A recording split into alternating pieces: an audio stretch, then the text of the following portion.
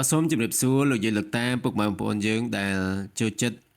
និយមតាមដានស្ដាប់នៅរឿងព្រេងនិទានខ្មែរបាទថ្ងៃនេះខ្ញុំបាទមាននៅរឿងថ្មីមួយទៀតហើយបាទដែលមានចំណងជើងថាប្តីប្រពន្ធពីរនាក់និងសត្វក្ងោកមាសបាទចឹងដឹងថារឿងនេះមានអត្ថន័យនិងខ្លឹមសារយ៉ាងណានោះនាំ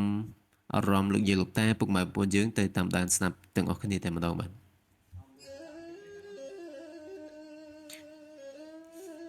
កាលពីព្រេងនាយមានប្តីប្រពន្ធមួយគូប្តីឈ្មោះច័ន្ទប្រពន្ធឈ្មោះសិលារស់នៅក្នុងភូមិតូចមួយក្បែរព្រៃធំជីវភាពរបស់ពួកគាត់ក្រលំបាកណាស់រោគព្រឹកខ្វះល្ងាចតែច័ន្ទជាប្តីឧស្សាហ៍ព្យាយាមធ្វើស្រែចម្ការចំណែកសិលាជាប្រពន្ធក៏ខ្នះខ្នែងត្បាញហូលផាមួងលក់ពួកគាត់តែងតែមានមេត្តាធម៌ចំពោះសត្វលោកនិងអ្នកដទៃថ្ងៃមួយច័ន្ទបានចូលទៅក្នុងព្រៃដើម្បីកាប់ឈើពេលកំពុងតែសម្លឹងមើលដើមឈើធំធំក៏ស្រាប់តែប្រទះឃើញសត្វក្ងោកមួយក្បាលមានសម្បុរពណ៌មាសទាំងមូលភ្លឺភ្លេចគួរឲ្យអស្ចារ្យណាស់ក្ងោកនោះកំពុងតែជាប់អន្ទាក់ព្រានព្រៃហើយរើបំរាស់យ៉ាងខ្លាំងតែមិនរួចច័ន្ទឃើញដូច្នោះក៏មានសេចក្តីអាណិតអាសូរជាពន់ពេកច័ន្ទក៏ខ្សឹបនៅក្នុងចិត្តថាអាយ៉ាក្ងោកអីក៏ស្អាតជាងនេះដូចមាសបេះបិទគាត់ក៏ប្រញាប់ស្រាវចំណងអន្ទាក់នោះចេញហើយលេងក្ងោកមាសឲ្យរួចខ្លួនក្ងោកមាសលុះរួចផុតពីអន្ទាក់ក៏ហើរទៅទុំនៅលើមែកឈើធំមួយរួចក្រឡេកមកមើលច័ន្ទវិញហាក់ដូចជាចង់ថ្លែងអំណរគុណគាត់បន្ទាប់មកវាបានរំលូតរោមមួយសរសៃធ្លាក់មកលើដីរួចហើយចូលទៅក្នុងព្រៃបាត់ទៅច័ន្ទរើសរោមនោះឡើងមកមើលរោមនេះជារោមមាសសុទ្ធសាធគាត់ក៏សប្បាយចិត្តឥតឧបមារត់ត្រឡប់មកផ្ទះវិញយកទៅបង្ហាញប្រពន្ធសិលាឃើញដូច្នោះក៏ភ្ញាក់ផ្អើលបងនេះជាមាសពិតមែនឬស្អាតអីក៏ស្អាតយ៉ាងនេះច័ន្ទក៏តបថាបាទអូនគឺជារោមរបស់សត្វក្ងោកមាសដែលបងបានជួយសង្គ្រោះនៅក្នុងព្រៃពួកគាត់ក៏បានយកបំណែករោមមាសនោះទៅលក់បានប្រាក់កាក់ខ្លះមកដោះស្រាយជីវភាពចាប់ពីពេលនោះមក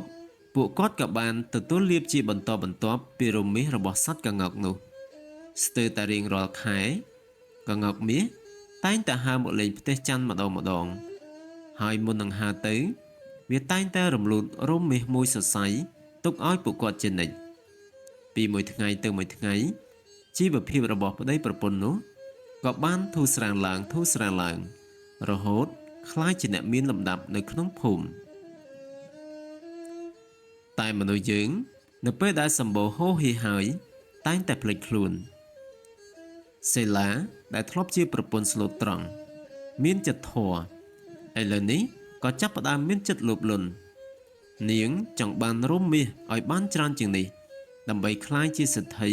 ដែលមានជាងគេនៅក្នុងស្រុកសិលាក៏និយាយទៅកាន់ប្តីថាបងច័ន្ទបើយើងរងចាំតែឲ្យក្ងោកមាសរំលូតរោមមួយសរសៃពេលណាទៅបានច្រើនខ្ញុំគិតថាយើងគួរតែចាប់វាទុកទៅបើបានវាមកក្នុងកណ្ដាប់ដៃ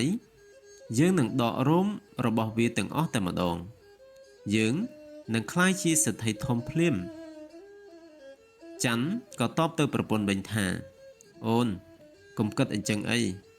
ក្ងោកនោះវាមានគុណណាស់ដែលបានឲ្យលៀបយើងដល់ថ្នាក់នេះបើយើងធ្វើដូច្នេះគឺឈ្មោះថារមិលគុណហើយណាមួយបើវាបាត់បង់សេរីភាពទៅវាប្រកាសជាមិនសប្បាយចិត្តហើយមិនមកលេងយើងទៀតទេទុកឲ្យវាហើរតាមធម្មជាតិទៅល្អជាងសិលាក៏តបថាបងច័ន្ទបងឯងចេះតែនិយាយទេខ្ញុំមិនខ្វល់ទេខ្ញុំចង់បានមាសច្រើនលើកក្រោយបើវាមកទៀតខ្ញុំនឹងចាប់វាឲ្យបានច័ន្ទព្យាយាមហាម5សិលាជាច្រើនដងតែសិលានៅតែមិនស្ដាប់ព្រោះតែភ្លើងលោភលន់បានឆាប់ឆេះនៅក្នុងចិត្តនាងអស់ទៅហើយមួយសប្តាហ៍ក្រោយមកក្ងោកមាសនោះក៏ហើរមកលេងផ្ទះច័ន្ទដូចសពដងពេលនោះច័ន្ទមិននៅផ្ទះទេសិលាឃើញឱកាសល្អក៏ស្ទុះទៅចាប់សត្វក្ងោកមាសនោះជាប់ កង្កោកនោះផិតភ័យយ៉ាងខ្លាំងព្យាយាមរើបំរាស់តែមិនរួចសេឡាបាននិយាយថាកង្កោកមាសអើយឯងនាំលៀបឲ្យអញហើយឥឡូវត្រូវតែនៅជាមួយអញត្រូវការរោមមាសទាំងអស់របស់ឯងសេឡាក៏ចាប់ផ្ដើមដករោមមាសទាំងអស់ពីខ្លួនកង្កោកនោះដោយគ្មានក្តីមេត្តាកង្កោកមាសឈឺចាប់យ៉ាងខ្លាំងតែមិនអាចស្រែកបានតែអ្វីដែលធ្វើឲ្យសេឡាភ្ញាក់ផ្អើលបំផុតនោះគឺរោមមាសទាំងអស់ដែលនាងបានដកស្រាប់តែคล้ายទៅជារោមសត្វកង្កោកធម្មតាដែលគ្មានតម្លៃអ្វីសោះដូចជាកង្កោកដទៃទៅវិញចំណែកឯសត្វកង្កោកមាននោះលុះត្រូវបានដករោមទាំងអស់ហើយក៏លែងមានសម្បុរពណ៌មាសទៀតវាប្រែជារោមកង្កោកធម្មតាដែលមានរោមក្រិនវាខូចចិត្តយ៉ាងខ្លាំងចំពោះទង្វើរបស់សេឡាដែលជាមនុស្សរមើលគុណភ្លាមនោះកង្កោកក៏បានហើរទៅបាត់ដោយមិនត្រឡប់មកវិញទៀតនៅឡើយពេលច័ន្ទត្រឡប់មកដល់ផ្ទះវិញហើយដឹងរឿងរ៉ាវទាំងអស់ក៏មានក្តីសោកស្ដាយនិងខឹងសម្បារយ៉ាងខ្លាំងចំពោះប្រពន្ធរបស់គាត់ច័ន្ទបាននិយាយថាអូនបងបានប្រាប់ហើយកុំធ្វើអញ្ចឹងឥឡូវអូនបានបំផ្លាញទ្រព្យសម្បត្តិនិងបាត់បង់មិត្តដ៏ល្អអស់ហើយយើងលែងមានកង្កោកមាសទៀតហើយនេះមកពីអូនមានចិត្តលោភលន់ខ្លាំងពេកសេឡាអង្គុយយំសោកបោកខ្លួននាងទើបតែដឹងថាការដែលលោភលន់ចង់បានលើសពីអ្វីដែលខ្លួនមានគឺនាំមកនូវមហន្តរាយនិងការបាត់បង់នៅអ្វីៗទាំងអស់ដោយប្រពន្ធនោះក៏ត្រូវវិលទៅរកជីវភាពក្រលំបាកដូចដើមវិញព្រោះតែសេចក្តីលោភលន់របស់សេឡាគតិអប់រំនៅក្នុងរឿងនេះកុំលោភលន់ហួសហេតុព្រោះថាការលោភលន់តែនាំឲ្យបាត់បង់នៅអ្វីៗទាំងអស់ដែលខ្លួនមានស្រាប់ចូលស្កប់ស្កល់នឹងអ្វីដែលខ្លួនមាន